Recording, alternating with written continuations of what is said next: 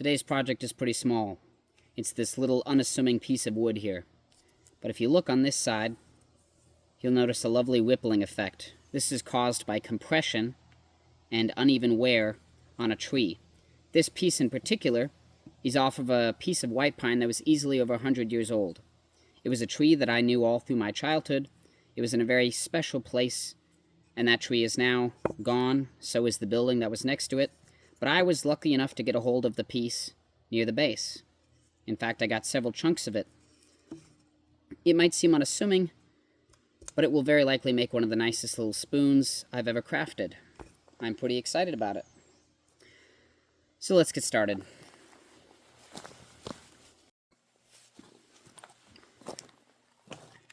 First thing I did here was knock off the front and the back. I just want to try and make it as flat as possible. Give myself an even working surface. I do want to be careful though. I want it to still be thick enough that I have wood to work with here. In this case, it's very easy because this tree was very large and this piece of wood was very near the base of the tree, so the wood grain is all very tight and very even and very compressed. Normally, the next step is to choose which side I want the head of my spoon at versus the handle. I usually choose this based off of width of the wood or color of the wood, whichever side looks better, or if there are any knots for where branches were coming out of the wood. But again, in this case, none of that happens, so I'm just going to choose this side because it has a little less tearing than this side here. It really doesn't matter. This piece could easily go either way, but I'm going to go ahead and choose this side. Next thing I'm going to do is just start knocking away and evening out the piece so I have a square. Going to knock off any extra fringes.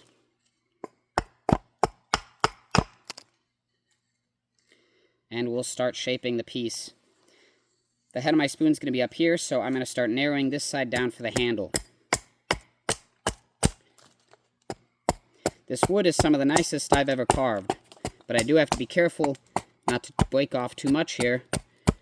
I still want plenty of wood for my handle, especially since things can sometimes change shape on you and you want a little extra wood to work with.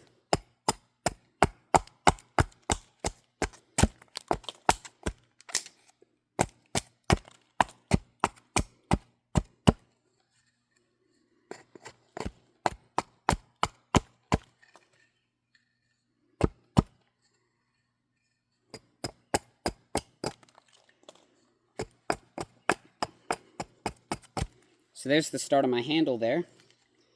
The next step is to pick a front and a back side. I'm going to take a look at the grain here. And I'm going to choose this side to be my top.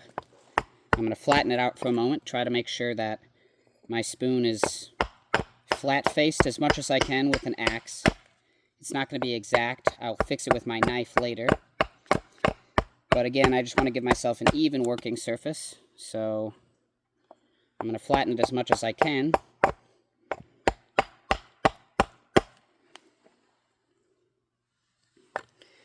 Now I'm going to knock off a bunch of wood from the back because I'm not going to need it. The corners here will be rounded, so I can knock those off.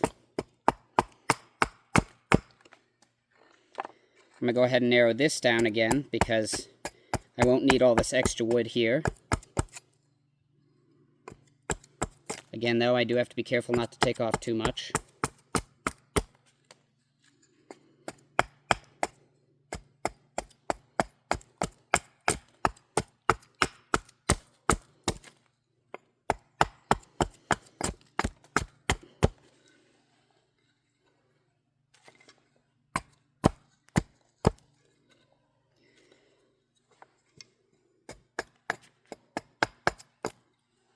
From here, I'm going to round the top of my spoon. I'll start smoothly as possible, and I'm just going to roll the handle back towards the log as I chop.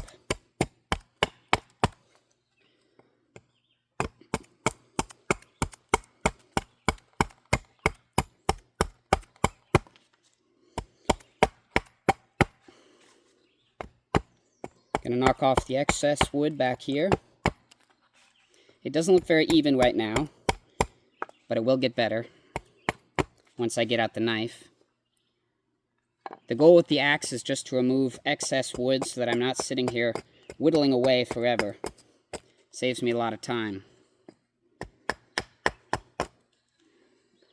We're just going to get the basic shape of a spoon going, and we'll move over to some finer tools.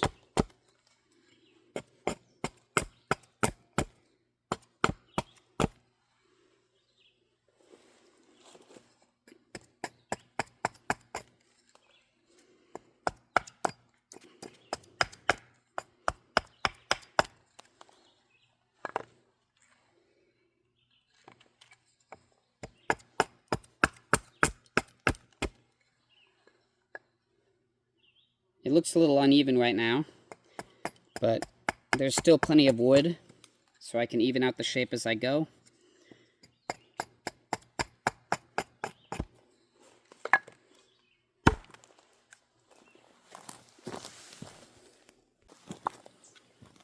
I've more or less achieved the final shape of my spoon. From here, it's time to start on the interior.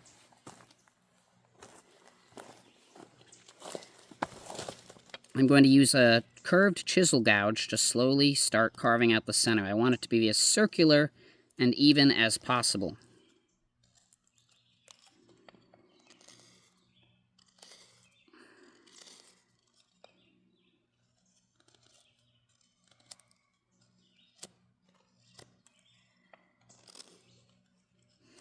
Once this is done, I'll shape the rest of the spoon in and around it.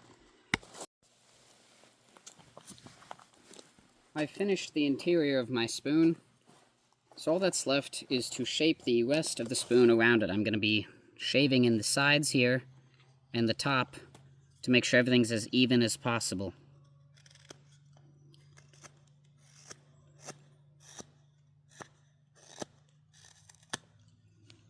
I'm going to try and match that width all the way around. I'm going to be bringing in these edges here.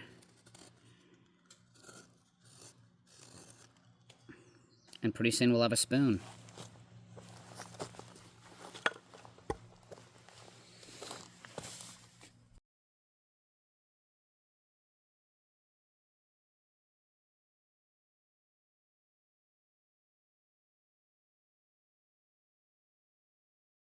And after all that, here it is. I've just given it a once-over with some cooking oil. You can see those ripples in there. Turned out great.